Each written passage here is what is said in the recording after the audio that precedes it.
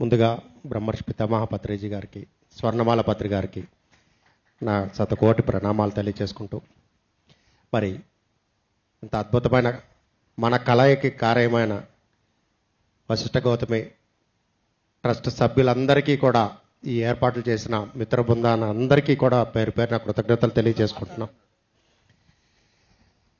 ఏది కూడా అంత తేలిగ్గా జరగదు. ఎందుకంటే ఇక్కడున్న ఒక 2000 మందికే ఇంత చేస్తే కడతాల్లో డిసెంబర్లో చేసే కార్యక్రమానికి కొన్ని లక్షల మంది వస్తారు ఆ 10 రోజుల్లో. మరి ఎంత శ్రమ ఉంటుందో ఈ ఏర్పాట్లు చేయాలంటే. మరి ఇంత చక్కని ఏర్పాట్లు చేసి నూతన సంవత్సరంలో మనందరికీ అద్భుతంగా ఇక్కడ ధ్యానం చేసుకునే అవకాశాన్ని కల్పించిన మరి శ్రీనివాస్ గారికి, సూరారెడ్డి గారికి, మిగతా ట్రస్ట్ సభ్యులందరికీ పేరు పేరున కృతజ్ఞతలు తెలియజేస్తూ మళ్ళీ మనందరం కూడా భూమి మీదకి ఒక ప్రణాళిక ప్రకారంగానే వచ్చాం. ఈ సత్యాన్ని మామూలుగా అయితే మనకు తెలిసి ఉండకపోవచ్చు. మరి ఈ గోదావరి జిల్లాల్లో నిత్యం 365 రోజులు చక్కగా గ్రీన్గా పచ్చని పొలాలతో ఉంటూ ఉంటుంది. మరి ఎన్నో శక్తి క్షేత్రాలు ఉన్నాయి. అలాగే ఎంతోమంది గురువులు ఉన్నారు ఇక్కడ.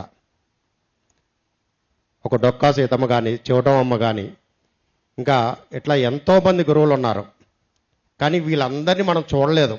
నిజానికి మన పెద్దలు చెప్తేనో, ఇక్కడ ఈ ప్రాంతంలో ఉన్న వాళ్ళు చెప్తేనో విన్నాము.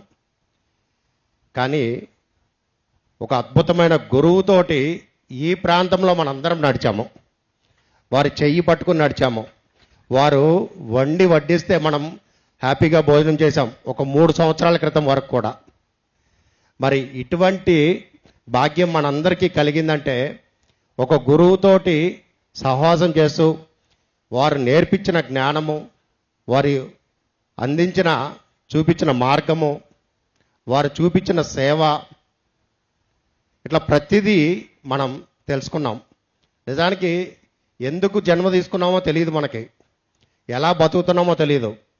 కానీ బతుకంటే ఇది కాదురా, బతుకంటే ఇది అని చెప్పేసి మనకి అద్భుతంగా చూపించారు మన ఇంటికి వచ్చి. ఇందాక ఒక ఏవీ చూసాం మనం, సుబ్బరాజు గారిది. మరి ఇటువంటి మాస్టర్స్ ఎంతోమంది ఉన్నారు మనకు తెలియని వాళ్ళు. ఇంకా మరి తెలిసిన వాళ్ళు ఇక్కడ కొంతమంది ఉంటే, తెలియని వాళ్ళు మారుమూలల్లో ఎంతోమంది ఉన్నారు. గతంలో నేను 2 సార్లు 3 సార్లు ఈ జిల్లాలో పర్యటించాను కూడా. ప్రతి పిరమిడ్కి వెళ్ళటం జరిగింది ఇక్కడ. అంటే మనకు తెలియకుండానే ప్రతి ఊరిలో మెడిటేటర్స్ ఉన్నారు. కాకపోతే నిశ్శబ్దంగా ఉన్నారు వాళ్ళు. వాళ్ళని మేలుకొల్పాల్సిన అవసరం మనది. ఇందాక భాస్కర్ రెడ్డి గారు చెప్పినట్టుగా ప్రతి ఒక్కళ్ళము ఇక్కడి నుంచి మొదలు పెడితే మనం జనవరి 1 వస్తే ఏం నిర్ణయం తీసుకున్నాం కొత్త సంవత్సరంలో అంటాం. కానీ మనకి ఇదే తెలుగు సంవత్సరాది కాబట్టి ఇక్కడి నుంచి తీసుకుందాం. ఇక్కడి నుంచి తీసుకొని రాబోయే గోదావరి పుష్కరాలకి ఈ పిరమిడ్ని కంప్లీట్ చేసి ఇక్కడికి వచ్చే కొన్ని లక్షల మంది భక్తులకి ఈ పిరమిడ్ని మనం చూపిద్దాం. పత్రిజీ డ్రీమ్ ప్రాజెక్ట్ ఇది. ఎన్నో ప్రాజెక్టులు ఉన్నాయి, కానీ ఇది కూడా పత్రిజీకి చాలా చాలా ఇష్టమైన ప్రాజెక్టు. ఓ పక్కన గోదావరి, ఓ పక్కన పచ్చని పొలాలు, పంట పొలాల మధ్యలో మనం ఇక్కడ ఇంతకన్నా నేచురల్గా ఏం దొరుకుతుంది?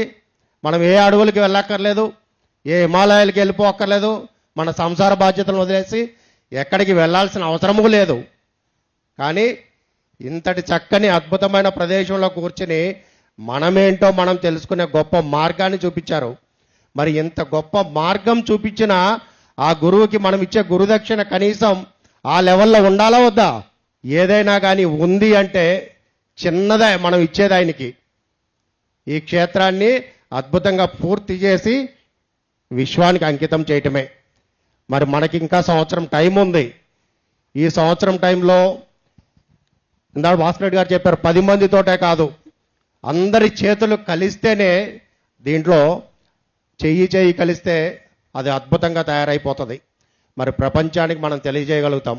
మరి ఇటువంటి గొప్ప క్షేత్రంలో మనం మళ్ళీ కలుసుకొని ఇక్కడ మనం చెయ్యాలి అంటే మరి దాన్ని కంప్లీట్ చేసుకోవాలి.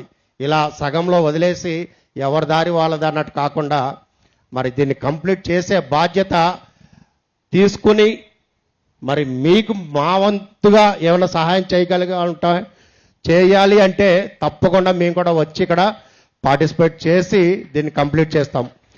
దీన్ని అందరం కలిసి పూర్తి చేసుకొని నెక్స్ట్ ఇయర్కి ఉగాదికి అండ్ నెక్స్ట్ మంతే మళ్ళీ వెంటనే రాకపోతే 2 నెలల్లోనే పుష్కరాలు కాబట్టి ఆ టైం కల్లా కంప్లీట్ చేసేసి దీన్ని చక్కగా ఈ విశ్వానికి అంకితం చేసుకుందాం.